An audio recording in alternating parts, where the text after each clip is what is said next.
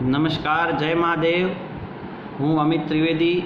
આજે ધોરણ 12માં ઇંગ્લિશ ટેક્સ્ટબુકમાં unit 2 read 1 unforgettable Walt Disney સમજાવવા પ્રયત્ન કરી રહ્યો છું.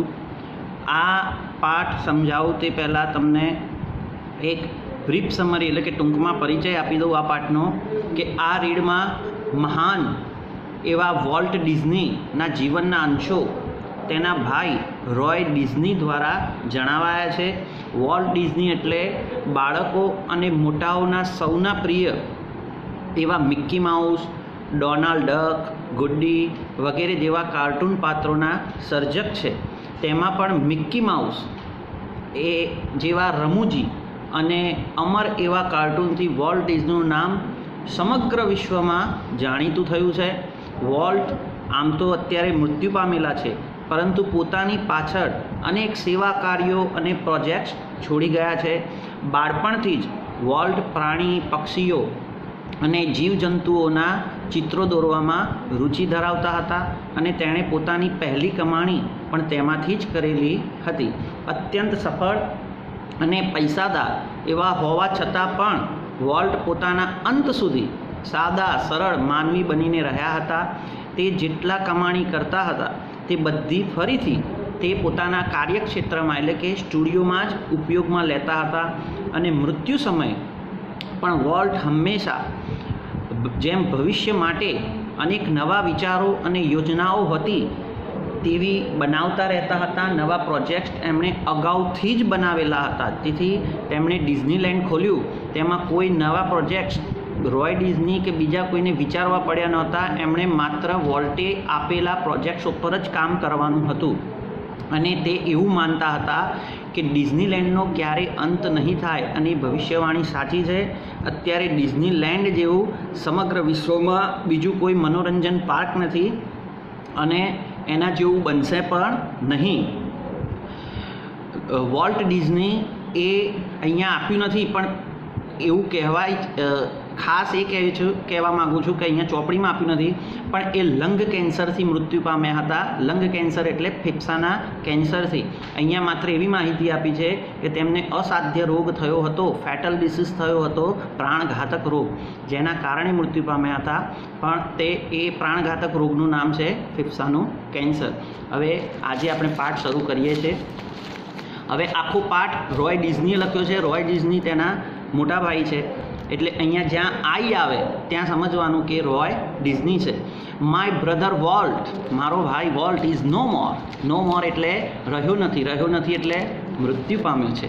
મારો ભાઈ અત્યારે આ દુનિયામાં છે નહીં. યટ એટલે છતાં પણ.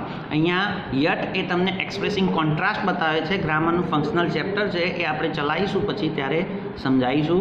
યટ છતાં પણ. હિઝ ઇન્ફ્લુઅન્સ એટલે લખો અસર, ઇફેક્ટ. લિંગર એટલે લખો સ્ટે બિહાઇન્ડ, રિમેન્સ. લિંગર એટલે ટકી રહેવું.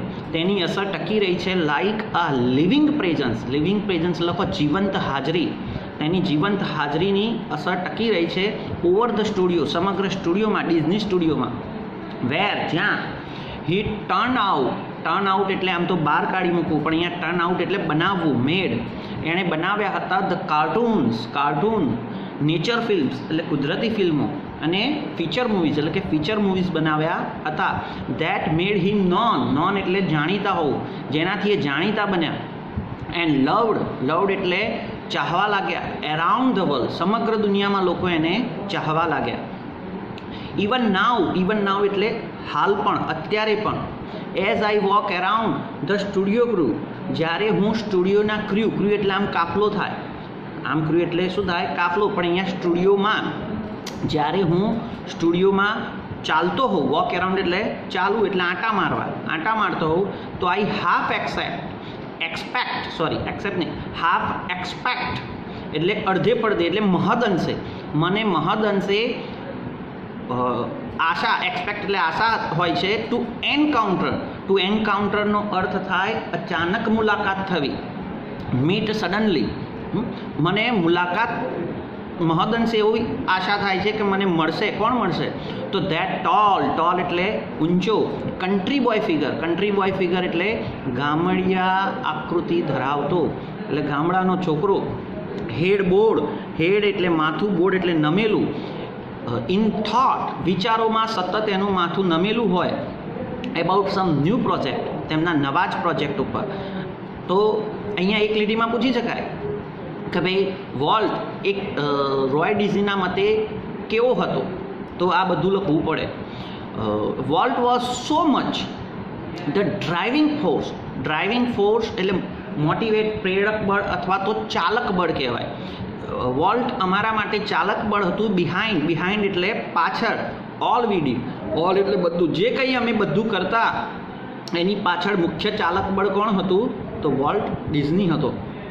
ફ્રોમ મેકિંગ મૂવીઝ, અમે મૂવી બનાવતા હતા, ત્યાંથી માંડીને ટુ બિલ્ડિંગ ડિઝનીલેન્ડ બાંધતા હતા ત્યાં સુધી. ધેટ પીપલ કોન્સ્ટન્ટલી એટલે લોકો સતત મેન્શન એટલે ઉલ્લેખ કરવો. હિઝ નેમ તેના નામનો હંમેશા ઉલ્લેખ કરતા. એઝ ઇફ મેં હમણાં ચેપ્ટર પૂરું કર્યું સપોઝિશન. એઝ ઇફ એટલે મેકિંગ, સપોઝિશન તમારું ફંક્શનલ ચેપ્ટર છે. As if he were still એટલે હજુ પણ, અલાઇવ એટલે જીવંત. હજી પણ લોકોને એવું છે કે એ જીવંત છે. એવરી ટાઈમ દરેક વખતે વી સો આ ન્યૂ પિક્ચર, અમે નવું પિક્ચર દર્શાવતા એટલે બતાવતા. ઓર ઓપન અથવા તો ખોલતા અ ન્યૂ ફીચર એટ ડિઝનીલેન્ડમાં કોઈક નવી વસ્તુ ઉમેરતા. Someone is bound to say, ત્યારે કોઈકને કોઈક કહી દેતો, બોલી જતો. શું બોલતો? કે આઈ વંડર એટલે આશ્ચર્ય, અમેઝ મને આશ્ચર્ય છે કે how Walt would like it, વોલ્ટને આ વસ્તુ ગમશે કે નહીં. એટલે વિચાર કરો કે મૃત્યુ પામ્યા પછી પણ વોલ્ટ એ લોકોના હૃદયમાં અને સ્ટુડિયોમાં જીવંત હોય તેવી લાગણી છે. કેમ કે વોલ્ટનું જે ફિલ્મ બનાવવાની, કાર્ટૂન સમજવાની જે કેપેસિટી અથવા તો સ્ટેટસ હતું એ હાઈ લેવલનું હતું. એટલે જો એ નીચલા લેવલનું ડિઝની મૂવી કોઈ પણ મૂવી બનાવે તો દરેકને બીક હતી કે વોલ્ટને આ ગમશે નહીં.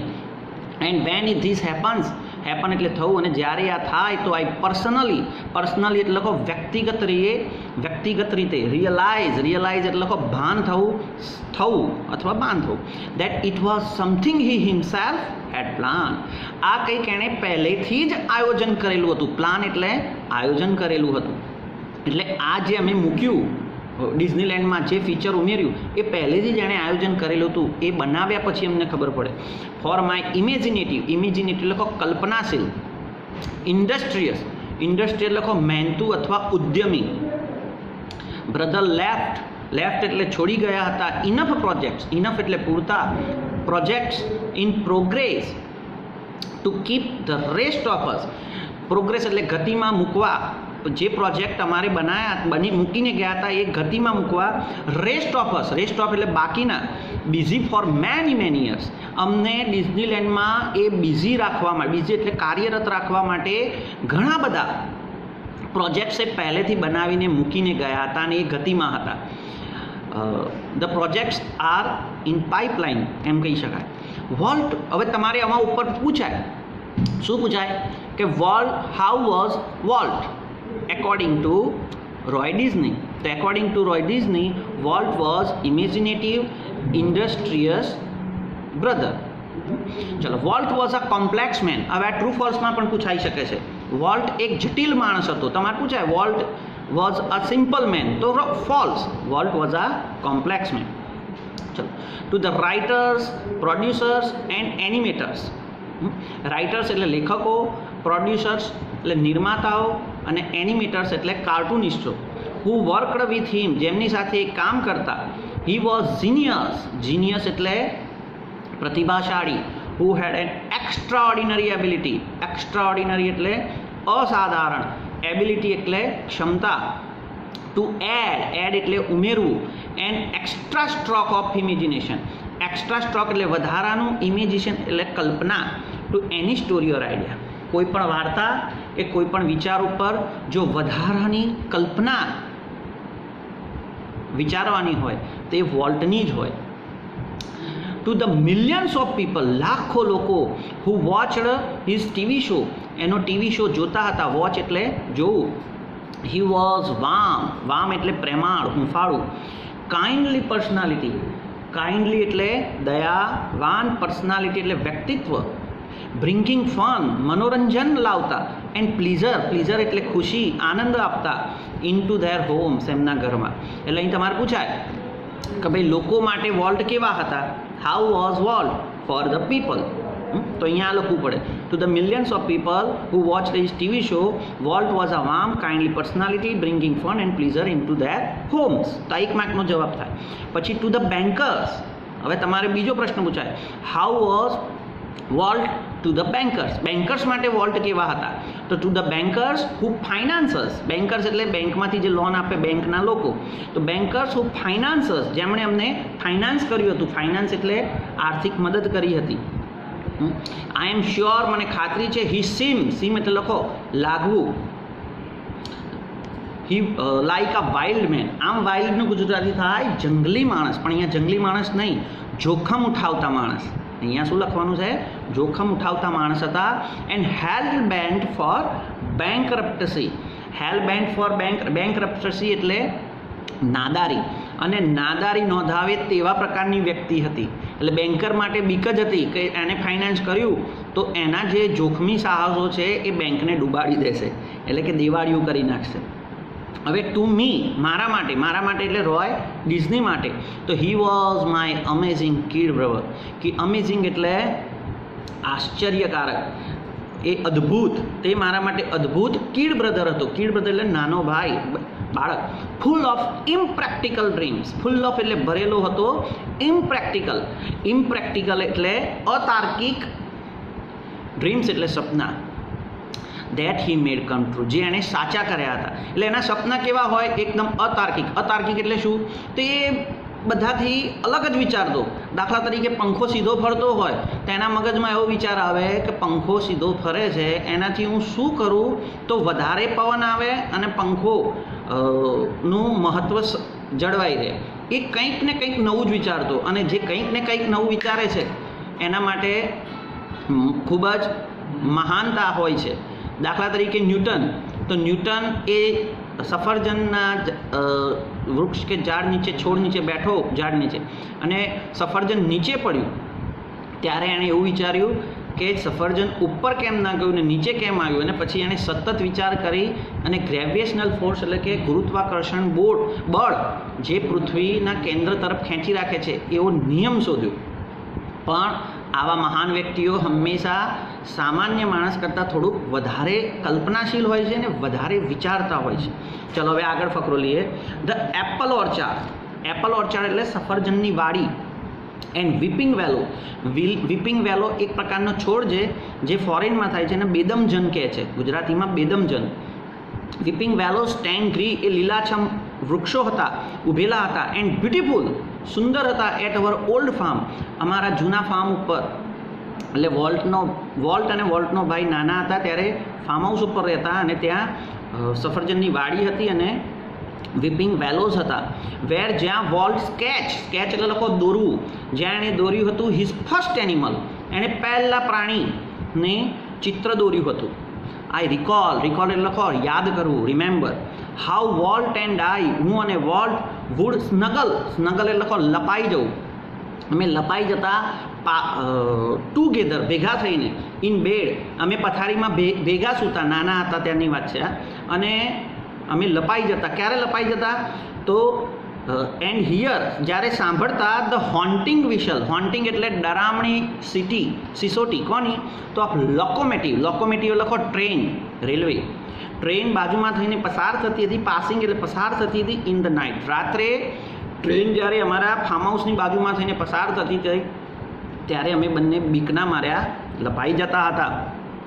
અવર અંકલ માઇક, અમારા કાકા માઇક, લીટી દોરજો, કેરેક્ટરનું નામ છે. આમના કાકાનું નામ હતું માઇક. હી વોઝ એન્જિનિયર, એક એન્જિનિયર હતા શેમાં? રેલવેમાં. અને આ એન્જિનમાં એ બેસતા એટલે એ હાથે કરીને 2 સીટી વગાડતા. જો, and he would blow his whistle, blow એટલે વગાડવું, હિઝ વિસલ એ આ સીટી વગાડતા હતા. વન લોંગ, એક લાંબી સીટી વગાડતા. એન્ડ 2 શોર્ટ્સ, 2 ટૂંકી, જસ્ટ ફોર અસ, ફક્ત અમારા માટે. એટલે મારું ઘર આવે એટલે એક મોટી સિટી મારે અને 2 નાની સિટી, એટલે એમને ખબર પડી જાય કે કાકા એન્જિનમાં છે. Walt never lost his love for trains. વોલ્ટને ક્યારેય ટ્રેન પ્રત્યે પ્રેમ ઓછો થયો નહોતો. યર્સ લેટર, યર્સ એટલે વર્ષો, લેટર એટલે પછીથી, વર્ષો પછીથી પણ એન ઓલ્ડ ફેશન ટ્રેન, એક જૂની પુરાણી ટ્રેન, જૂના જમાનાની જૂની પુરાણી train was one of the first attraction, એ મુખ્ય આકર્ષણ હતું. એટ્રેક્શન લખો, આકર્ષણ હતું એટ ડિઝનીલેન્ડ. ડિઝનીલેન્ડમાં હાલ પણ એ ટ્રેન, જૂની ટ્રેન એ ફરે છે. તો જેમ આપણે 28ના બગીચામાં, ગાંધીનગરમાં 28ના બગીચામાં અને ઘણા મનોરંજન ફન પાર્ક હોય છે, એમ્યુઝમેન્ટ પાર્ક કહેવાય, એમાં ટ્રેન અત્યારે સૌથી મોટું એટ્રેક્ટ. આ આઈડિયા એને એ વખતે યાદ આવ્યો હતો અને એણે એ વખતે એમ્યુઝમેન્ટ પાર્કમાં ટ્રેન ચલાવી હતી. As far back as I can remember, મને હું જેટલું યાદ કરી શકું, રિમેમ્બર એટલે યાદ કરવું, મને જેટલું યાદ છે એટલું કહું તો વોલ્ટ વોઝ ડ્રોઈંગ. વોલ્ટ એ ચિત્રો દોરતો હતો. ડ્રો એટલે દોરવું. ધ ફર્સ્ટ મની, પહેલાં પૈસા હી એવર મેડ, એણે પૈસા બનાવ્યા હતા, વોઝ અ નિકલ, એક નિકલ, એક નિકલ એટલે 5 સેન્ટ, એક નિકલ પૈસા બનાવ્યા હતા. ફોર અ સ્કેચ, સ્કેચ એટલે ચિત્ર દોરીને, ઓફ અ નેબર્સ હાઉસ. તમારે પ્રશ્ન પૂછાય કે ભાઈ વોલ્ટ એ પહેલી કમાણી, આ પૂછાયેલો છે, બોર્ડમાં પૂછાયેલો છે કે વોલ્ટે પહેલી કમાણી ક્યાંથી કરી હતી. તો હી સ્ટડીડ, સ્ટડીડ એટલે અભ્યાસ કરવો, તેણે અભ્યાસ કર્યો હતો કાર્ટૂનિંગ ઇન શિકાગો. કાર્ટૂનિંગનો અભ્યાસ કર્યો હતો શિકાગોમાં. શિકાગો એ અમેરિકાનું એક સ્ટેટ છે. તમારે અહીં ટ્રુ ફોલ્સમાંથી એક લીટીમાંથી પૂછાય. અહીંયા તમારે પૂછાય કે હી સ્ટડીડ કાર્ટૂનિંગ ઇન ન્યુયોર્ક, તો ફોલ્સ, અને હી સ્ટડીડ કાર્ટૂનિંગ ઇન શિકાગો, તો ટ્રુ. એન્ડ ધેન સ્ટાર્ટેડ, અને પછી એણે શરૂ કર્યું એ લિટલ એલિમેટેડ કાર્ટૂન કંપની. એણે એક કાર્ટૂનની કંપની ખોલી ઇન કાન્સાસ સિટી, લીટી દોરવાની છે, કાન્સાસ સિટીમાં. ધેટ ફ્લોપ, ફ્લોપ એટલે નિષ્ફળ જવું. આપણે કહ્યું પિક્ચર ફ્લોપ ગયું, ફ્લોપ ગયું એટલે નિષ્ફળ ગયું. એટલે કાન્સાસ સિટીમાં એણે એક કાર્ટૂનની કંપની ખોલી પણ એ ફેલ ગઈ. I was in Los Angeles when Walt was just 21. હું લોસ એન્જલસમાં હતો જ્યારે વોલ્ટ 21 વર્ષનો હતો. હું એટલે કોણ? યાદ રાખજો, રોય ડિઝની. કોણ છે? વોલ્ટ ડિઝનીનો મોટો ભાઈ. આ પાઠ એણે લખ્યો છે એટલે આઈ આવે છે. 21 વર્ષનો હતો, લોસ એન્જલસમાં હતો. ડિસાઇડેડ, ડિસાઇડ એટલે કોણ? નક્કી કર્યું. To try his luck in Hollywood. વોલ્ટે શું નક્કી કર્યું કે એનું નસીબ અજમાવું. ટ્રાય હિઝ લક એટલે તેનું નસીબ અજમાવવા માગતો હતો ઇન હોલિવૂડ, હોલિવૂડમાં. જેમ આપણે બોલિવૂડ છે એમ અમેરિકામાં હોલિવૂડ છે. ભારતનું બોલિવૂડ, પછી સાઉથનું છે ટોલિવૂડ, પાકિસ્તાનનું પોલિવૂડ, અને આપણું જે ગુજરાતનું છે ઢોલિવૂડ. દરેકનું જે ફિલ્મ ઇન્ડસ્ટ્રી છે એને નામ આપ્યા છે. તો આપણે જે હિન્દી પિક્ચરો પડે છે બોમ્બેમાં, માયાનગરી બોમ્બે, મુંબઈમાં, એને બોલિવૂડ કહે છે. તો જે અમેરિકામાં છે એ હોલિવૂડ. તો વોલ્ટે એવું વિચાર્યું કે હું હોલિવૂડમાં મારો પ્રયત્ન કરું. I met him at the station. હું એને રેલવે સ્ટેશને મળ્યો હતો. હી વોઝ કેરીંગ, એ લઈ જતો, કેરી એટલે ઉચકી જવું, લઈ જવું. અ ચીપ સુટકેસ, એક સસ્તી સુટકેસ હતી. ધેટ કન્ટેન, કન્ટેન એટલે એમાં સમાવેશ થવો, એમાં હતું, શું હતું? ઓલ ઓફ હિઝ બિલોંગિંગ્સ, એની બધી વસ્તુઓ, જીવન જરૂરિયાતની બધી બિલોંગિંગ એટલે આમ માલિકી થાય, એની બધી વસ્તુઓ અંદર હતી. હી બોરોડ, બોરો એટલે લખો ઉછીનું લેવું. તેણે ઉછીના લીધા હતા $500, જે એસ કરીને નિશાની છે ડોલરની છે. $500 લીધા હતા ફ્રોમ અંકલ, એને કાકા પાસેથી, અમારા કાકા પાસે. એન્ડ વોલ્ટ સ્ટાર્ટેડ, વોલ્ટે શરૂ કર્યું એક કાર્ટૂન સિરીઝ, એક કાર્ટૂન સિરીઝ શરૂ કરી called Alice in cartoon land. લીટી દોરજો. એની પહેલી કાર્ટૂન સિરીઝ કઈ? Alice in cartoon land. And it was tough going, અમારા માટે મુશ્કેલ હતી, એટલે ચાલે તેમ હતી નહીં. What did all the animation, વોલ્ટે બધા કાર્ટૂનના ચિત્રો એણે દોર્યા હતા. And I cranked the old fashion camera. Crank એટલે કંડારવું, કેમેરામાં કંડારવું. મેં જૂના જમાનાના કેમેરામાં આ બધા ચિત્રોનું ચિત્રાંકન કેમેરામાં કંડાર્યું હતું.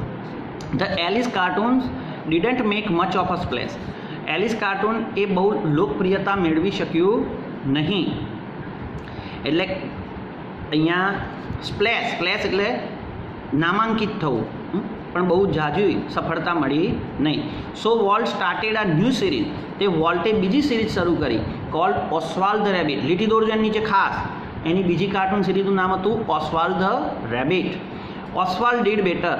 ઓસ્વાલ્ડ એ સારું કમાયું. But when Walt went to our New York distributor.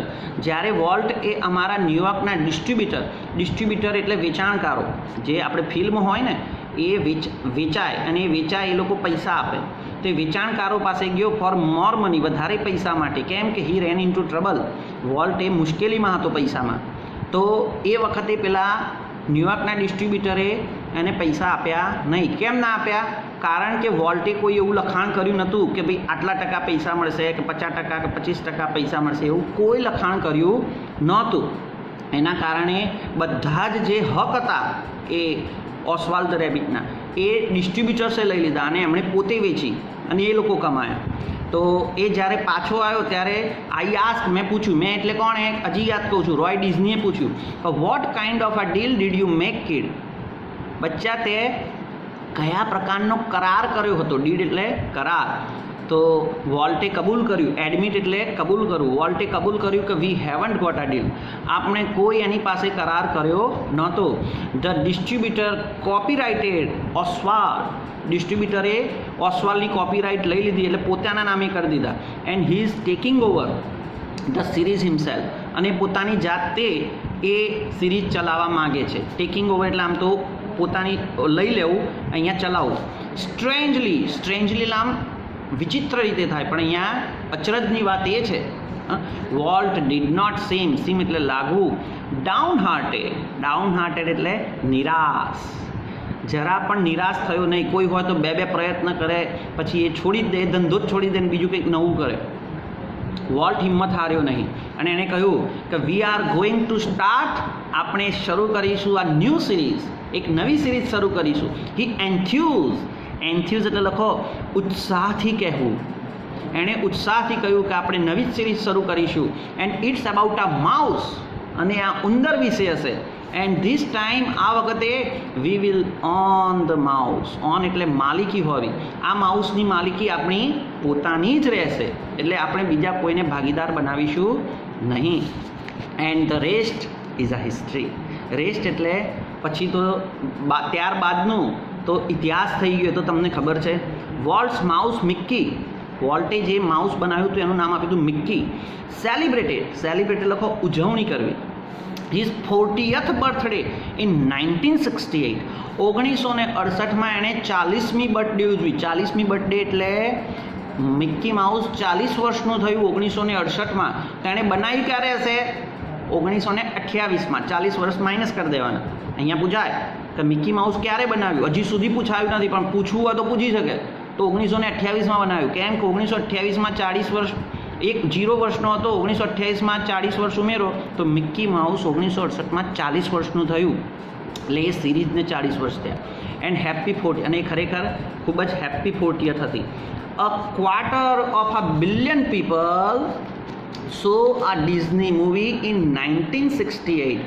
1968 quarter એટલે ચોથો ભાગ. ક્વાર્ટર એટલે ચોથો ભાગ. અને બિલિયન એટલે અબજ.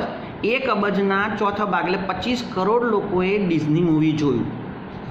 100 million વોચડ આ ડિઝની ટીવી શો. 100 million, હવે 1 મિલિયન એટલે 10 લાખ. તો 100 ગુણ્યા 10 લાખ. 100 ગુણ્યા 10 લાખ એટલે 10 કરોડ. 10 કરોડ લોકોએ ડિઝનીનો ટીવી શો જોયો. નિયરલી લખો લગભગ. A billion એટલે 1 અબજ. રેડ અ ડિઝની બુક વાંચી ઓર મેગેઝિન અથવા ડિઝનીનું મેગેઝિન વાંચ્યું. એન્ડ ઓલમોસ્ટ એટલે લગભગ 10 મિલિયન એટલે 1 મિલિયન એટલે 10 લાખ. 10 મિલિયન એટલે 10 ગુણ્યા 10 એટલે 100 લાખ. 100 લાખ એટલે 1 કરોડ. 1 કરોડ લોકોએ વિઝિટેડ ડિઝનીલેન્ડની મુલાકાત લીધી.